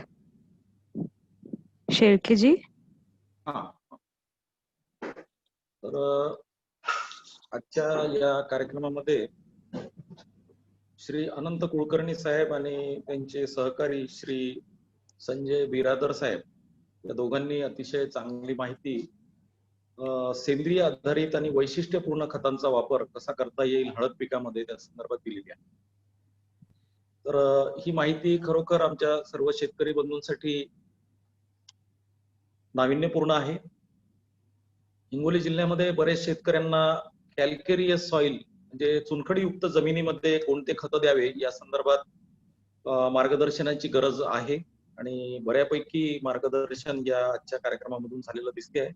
आणि पिकॅसिड नावाचं ज्यांचं ते प्रॉडक्ट आहे 0620 प्रीमियम ग्रेड आणि त्याच्यामध्ये कॅल्केरियस सॉइल मध्ये हे अतिशय चांगल्या प्रकारे काम करतं असं एक लक्षात आलेलं आहे. त्याची विद्राव्यता जास्त आहे आणि याच्यामध्ये आणखी एक फायदा हा दिसून येतोय की याच्यामध्ये ड्रीपचे जे ट्रिपर्स आहेत ते स्वच्छ सुद्धा होऊन जातात. म्हणजे हा एक ऍडिशनल बेनिफिट या खताचा आहे. तर या खताचा वापर हिंगोली जिल्ह्यामधल्या शेतकऱ्यांना नक्कीच फायद्याचा होईल असं मला वाटते. आणि सेंद्रिय पद्धतीनं शेती करणारे बरेच शेतकरी आता पुढे यायला लागलेले आहेत आणि त्यांना सेंद्रिय पद्धतीच्या शेतीमध्ये कोणते खतं वापरावेत हा मुळात प्रश्न असतो. तर या प्रश्नाचे उत्तर तुमच्या सादरीकरणामध्ये बऱ्यापैकी मिळत आहेत. मला असं वाटतं की तुमच्या कंपनीच्या माध्यमातून कृषी विज्ञान केंद्राच्या प्रक्षेत्रावर जर एखादा हेक्टर एरियावर किंवा एखाद्या एकर एरियावर जर काही प्रात्यक्षिकाचं आयोजन आपण येणाऱ्या सीझन मध्ये जर केलं तर आमचंही नॉलेज या तुमच्या प्रॉडक्ट्स बद्दलचं वाढेल आणि एकूणच जिल्ह्यामध्ये या प्रॉडक्टची माहिती पोहोचेल आणि आमचा जो उद्देश आहे की 2022 पर्यंत शेतकऱ्यांचं उत्पन्न दुप्पट करायचं, त्यामध्ये तुमच्या कंपनीचे प्रॉडक्ट्स आणि तुमचं जे मुख्य क्षेत्र आहे कुलकर्णी साहेब, तुम्ही धोरण अंमलबजावणी म्हणजे स्ट्रॅटेजी बनवणे आणि इम्प्लिमेंट करणे याचे तज्ञ आहात. तर आमच्या कृषी विज्ञान केंद्रासोबत शेतकऱ्याचे उत्पन्न दुप्पट करण्यासाठी आम्ही जे गावं निवडलेत त्या गावांची आम्ही जी स्ट्रॅटेजी तयार केलेली आहे की आपण त्यामध्ये सुद्धा थोडाफार हातभार लावू शकता आणि ते वेगवान कसं करता येईल यासाठी सुद्धा तुमची मदत आम्हाला नक्कीच आवश्यक वाटते. तर या कार्यक्रमामध्ये तुम्ही सामील झालात आणि अतिशय चांगली माहिती आमच्या या किसान सोबतच्या प्लॅटफॉर्मवरनं दिलेली आहे. मी खरोखर तुमचे मनापासून आभार मानतो. बिरादर साहेब मला असं वाटते आमचे कृषी विज्ञान केंद्राचेच अगोदरचे सहकारी आहेत. त्यांनी सुद्धा अतिशय चांगली माहिती दिलेली आहे. ते अगोदर अंबाजोगाई केविकेला होते आणि आमचे जे उद्यान विद्याशाखेचे ओळंबे साहेब आहेत त्यांची आणि त्यांची जुनी मैत्री सुद्धा आहे. तर मला असं वाटतं की त्यांचा जुना सॉरी इंटरप्ट करते. एक Q&A मध्ये क्वेश्चन आलेला आहे. ओके. कुलकर्णी साहेब प्रश्न बघता येतोय का बघा. ते याचा प्रश्न जे Q&A चं बिरादर साहेब घेतील त्याचा आधी शेळके साहेब I will agree with you. The test of the food is in eating असं म्हटलं जातं. म्हणून आपले कितीही शेड्यूल दिला तोपर्यंत आपल्याला डेमॉन्स्ट्रेशन्स या तुमच्या कार्यक्षेत्रामध्ये आपण दाखवत नाहीये.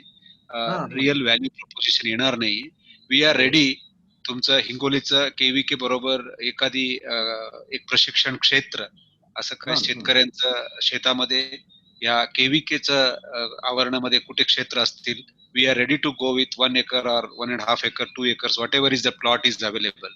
ड्रिप इरिगेशन प्लॉट असेल तर तुम्ही आराखडा तयार करा आणि एरियाचा पाठवून द्या. बिरादर साहेब वर्कआउट करतील. तुमचं प्रॅक्टिस रेग्युलर प्रॅक्टिसचं एक प्लॉट ठेवूया. दुसरी एक प्लॉट जे आहे ते इझरायल केमिकलचं फर्टिगेशन आणि पॉलिसल्फेट बेसल डोज मध्ये राहतील. ते दोन्ही क्षेत्र आपण मेंटेन करूया. कधी लवकर जे प्लांटेशन मध्ये येणार आहे that we are okay with that आम्ही नक्कीच करू. आणि दुसरा एक माझा रिक्वेस्ट आहे, आपल्याला सॉइल टेस्ट वर थोडा जोर द्यावा लागेल. Because soil test based recommendations आपल्याला शेतकऱ्यांपर्यंत पोहोचावं लागेल. त्याच्यावरती पण मी तुमच्याशी संपर्कात राहतो आणि काय करता येतील त्याच्यावरती पण आपण थोडा अभ्यास करू. काही कंपनीचं योगदान आणि काही शेतकऱ्यांचं त्याच्यावरती आपण काम करूया. हे दोन्ही गोष्टी आम्हाला काम करायचं. येस. की हिंगोली जिल्ह्यातल्या प्रत्येक गावाची मातीची आरोग्य पत्रिका तयार करण्यात आलेली आहे. 714 जवळपास गावं आहेत आणि प्रत्येक गावाचा म्हणजे जमिनीची आरोग्य पत्रिका मोहीम जी होती शासनाची भारत सरकारची त्याच्यामध्ये जवळपास सर्व गावांच्या आरोग्य पत्रिका तयार आहेत. अगदी शेतकरी निहाय तयार आहेत. तो डेटा सुद्धा आपल्याला मी शेअर करेल जेणेकरून आपला आणखी काटेकोरपणे या सर्व स्ट्रॅटेजीला आपल्याला And I will assure you, as a strategy of Israel Chemicals in India is not to just make sales. It is to work with farmers and show the proposition, and definitely we will grow along with the farmer. That is our strategy, and I will connect with you. We will implement these two situations. Thank you. Thank you. धन्यवाद sir. या ठिकाणी एक प्रश्न घ्या बिरादर. या ठिकाणी जो प्रश्न आलेला आहे की हळदीच्या पानावर बारीक ठिपके पडून पान करपत आहे, औषध सांगा. तर यामध्ये आपल्या सर्वांना एक सद्यस्थितीमध्ये जास्तीचा ओलावा झालेला असल्यामुळं कंदकुज ही त्या ठिकाणी आपल्याला प्रामुख्याने दिसून येत आहे आणि या कंदकुजीसाठी आपल्याला त्या ठिकाणी रिडोमिल गोल्ड 1 किलो आणि सोबत क्लोरोपायरिफॉस 1 लिटर असं जर आपण ड्रीपमधनं सोडलं तर त्या कंदकुजीवरती आपल्याला चांगला उपाय होईल आणि जे पानांवरती करपा आपल्याला दिसून येत आहे त्या करप्यावरती आपल्याला नियंत्रण करता येईल. आणि फवारणीच्या माध्यमातून जर मला विचारलं आपण तर फवारणीच्या माध्यमातून आपण त्या ठिकाणी सगळ्यात महत्वाचे जे साफ नावाचं जे औषध आहे त्याचा वापर आपण त्या ठिकाणी 20 ग्रॅम प्रति 10 लिटर या प्रमाणात जर घेऊन फवारणी केली तर आपल्याला त्यामध्ये थोडंफार नियंत्रण मिळेल. आणि सोबत मी आपल्याला सांगितल्याप्रमाणे यामध्ये सूक्ष्म अन्नद्रव्य हे अत्यंत महत्वाचे असतात आणि या साफ सोबत जर आपण ज्या काही सूक्ष्म अन्नद्रव्ययुक्त ग्रेड मी आपल्याला सांगितल्या फवारणीच्या, मग त्यामध्ये 11-36-24 ज्याच्यामध्ये सर्व सूक्ष्म अन्नद्रव्य आहेत आणि 8-16-39 ज्यामध्ये सर्व सूक्ष्म अन्नद्रव्य आहेत, या ग्रेडचा जर आपण वापर केला तर त्यामध्ये आपल्याला अतिशय चांगल्या प्रकारे परिणाम हे दिसून येतील. कारण या खताचं वैशिष्ट्य असं आहे की जे कीटकनाशक असतील किंवा रोगनाशक असतील याची परिणामकारकता सुद्धा या खतांच्या माध्यमातून वाढवली जाते. म्हणून त्या फवारणीसोबत आपण या खतांचा वापर करावा ही विनंती. धन्यवाद बिरादर साहेब. अजून काही प्रश्न? मला असं वाटतं आता नाही. काही दिसत नाहीये. नाही. तर बिरादर साहेबांनी सांगितलेलं जे उत्तर आहे मला असं वाटतं कृषी विज्ञान केंद्राच्या माध्यमातून सुद्धा आम्ही नियमितपणे शेतकऱ्यांना मार्गदर्शन करत असतो. किसान सोबत कार्यक्रम करण्याच्या अगोदर सुद्धा आम्ही नियमितपणे वेगवेगळ्या माध्यमातून ऑडिओ कॉन्फरन्स असेल किंवा फेसबुक लाईव्ह असेल, वेगवेगळ्या माध्यमातून हळदीला आम्ही नेहमीसाठी एक म्हणजे जवळ काही दत्तक घेतलेलं पीक आहे आमचं असं आम्ही समजतो. कारण हे पीक शेतकऱ्यांना अतिशय आवडतं. त्याचं कारण असं की याच्यामध्ये नफा तर नक्कीच 1 लाख, 1.25 लाख, 1.5 लाख पर्यंत आहे दर एकराला. पण याच्यामध्ये महत्वाचा एक प्रश्न असतो शेतकऱ्यांचा की वन्य प्राण्यापासून संरक्षण कसं करावं. इतर पिकांसाठी ते कठीण आहे, मात्र हळदीच्या पिकाला वन्य प्राण्यांचा त्रास नाहीये, ही एक जमेची बाजू आहे. दुसरं हे कंदवर्गीय पीक असल्यामुळं हे जमिनीच्या खाली आहे. गारपीट हो, पाणी जास्त पावसाचं असो नसो, या दोन्ही तिन्ही गोष्टीला हे पीक चांगलं फेस करू शकतं आणि त्यामुळे हे पीक जे आहे या आजूबाजूच्या जिल्ह्यांमध्ये सुद्धा विस्तारत चाललेलं आहे. विशेषतः वाशिम असेल, नांदेड असेल, परभणी असेल, यवतमाळ असेल, या आजूबाजूच्या सर्व जिल्ह्यामध्ये हळदीचा तो सोर्स असेल बियाण्याचा तो हिंगोली जिल्ह्यातला. आणि मला असं वाटतं की हा जो हिंगोली जिल्ह्याचा बेल्ट आहे हळदीचा, याला जर आपण सक्षम केलं तर चांगल्या क्वालिटीचं बियाणं इथं निर्माण होईल आणि सशक्त बियाणं जर शेतकऱ्यांना मिळालं तर या पिकाची एक चांगली व्हॅल्यू चेन या मराठवाडा आणि विदर्भाच्या क्षेत्रामध्ये तयार होऊ शकेल. आणि मी कुलकर्णी साहेबांचे आणि बिरादर साहेबांचे मनापासून आभार मानतो की त्यांनी त्याचं एक प्रात्यक्षिक आपल्या कृषी विज्ञान केंद्राच्या प्रक्षेत्रावर किंवा शेतकऱ्याच्या शेतावर घेण्याचं कबूल केलेलं आहे. त्यांचे प्रॉडक्ट्स आणि मुळातच अन्नद्रव्याचं व्यवस्थापन कसं करावं याचं प्रात्यक्षिक आपल्या या प्रक्षेत्रावर आपण भविष्यामध्ये आयोजित करू. हिंगोली जिल्ह्यातल्या सर्व शेतकऱ्यांना आणि आजूबाजूच्या परिसरातील सर्व शेतकऱ्यांना त्याचा नक्कीच फायदा होईल अशी मी आशा करतो. या कार्यक्रमासाठी किसानचे श्री निरंजन देशपांडे साहेब आणि आमचे मित्र उद्यान श्री प्रकाश कुलकर्णी साहेब यांनी अतिशय मोलाची मदत केलेली आहे. मुळात हा कार्यक्रम त्यांनीच मला प्रेरणा देऊन घडवून आणलेला आहे. त्यासाठी मी त्यांचे मनापासून आभार मानतो. आणि या कार्यक्रमाचं जे टेक्निकल हँडलिंग आहे ते निरीक्षा मेनन मॅडम यांनी 4-5 दिवसापासून नियमितपणे केलेलं आहे. त्यांचे सुद्धा मनापासून आभार मानतो. आणि सर्व शेतकरी बांधवांना परत एकदा विनंती करतो की किसानच्या माध्यमातून हे कार्यक्रम आयोजित नियमित होत असतात. त्यासाठी त्यांनी त्यांचं ऍप डाउनलोड करून घ्यावं आणि एकदा का ऍप डाउनलोड केलं की तुम्ही kisan.net यांच्या संपर्कात नियमितपणे याल. आणि कृषी विज्ञान केंद्र हिंगोली तर आहेच, याशिवाय इतर कृषी विज्ञान केंद्र असतील, इतर संशोधन संस्था असतील, या सर्व ठिकाणच्या तज्ञांचं मार्गदर्शन तुम्हाला नियमितपणे मिळू शकेल. आणि मला असं वाटते ज्ञानच सर्वांच्या समृद्धीची गुरुकिल्ली असू शकेल भविष्यात. त्या दृष्टीने आपल्याला हे एक दालन किसानच्या माध्यमातून कुलकर्णी साहेबांनी आणि निरंजन देशपांडे साहेबांनी उपलब्ध करून दिलेला आहे. याचा सर्वांनी फायदा घ्यावा.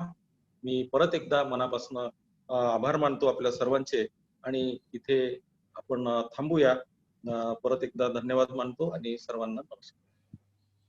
नमस्कार, धन्यवाद. धन्यवाद साहेब. एक छोटीशी सूचना आहे. हे वेबिनार आपल्या FB पेजवरती लाईव्ह केला आहे आणि हेच YouTubeवरतीही पोस्ट केला जाणार. तर तुम्हाला हे वेबिनार परत बघायचं असेल तर तुम्ही तिथे बघू शकता किंवा तुमच्या मित्रांना हे वेबिनार रेफर करायचं असेल तर तसंही करू शकता. Thank you. थँक्यू. धन्यवाद.